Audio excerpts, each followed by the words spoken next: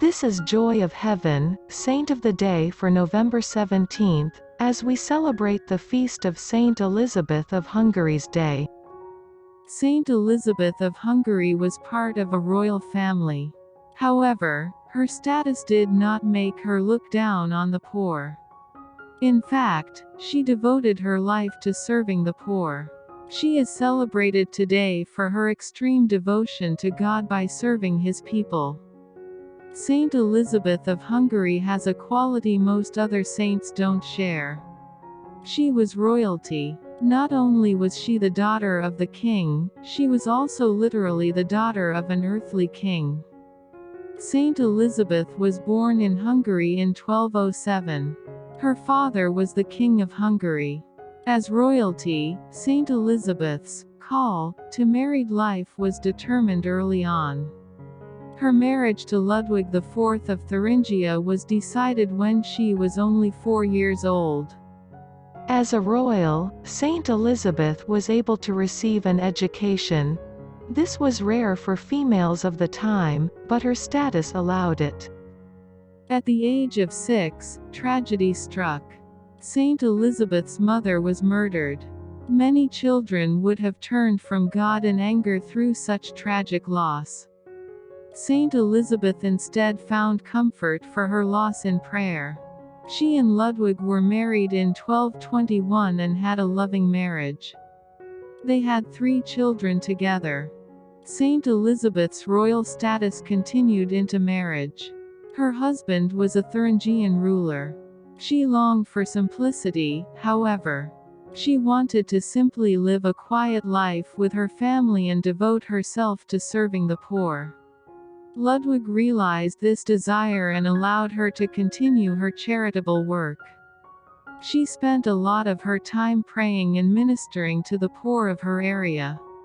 In fact, her royal status actually allowed her to help more people. During her marriage, she heard about St Francis of Assisi. She wanted to emulate this simplistic life. Yet her simple life was already affecting many. She would deliver bread to the poor each day. She also built a hospital. She even gave away royal clothing to about 1,000 poor people. 6 years after they were married, Ludwig died. Saint Elizabeth was devastated, as she loved him very much. She decided to live as a nun would. She resolved not to remarry. In Ludwig's absence, she turned to her spiritual advisor for guidance. She promised to follow his every command. Saint Elizabeth's spiritual advisor was extreme. He would beat her as penance and removed her children from her. It is said that she even offered to cut off her own nose so that men would not want her. With the money from her dowry, Saint Elizabeth created a hospital and became a third-order Franciscan.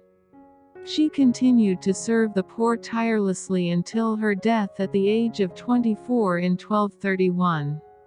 She is the patroness of bakers, beggars, charities, brides, and those who have lost children.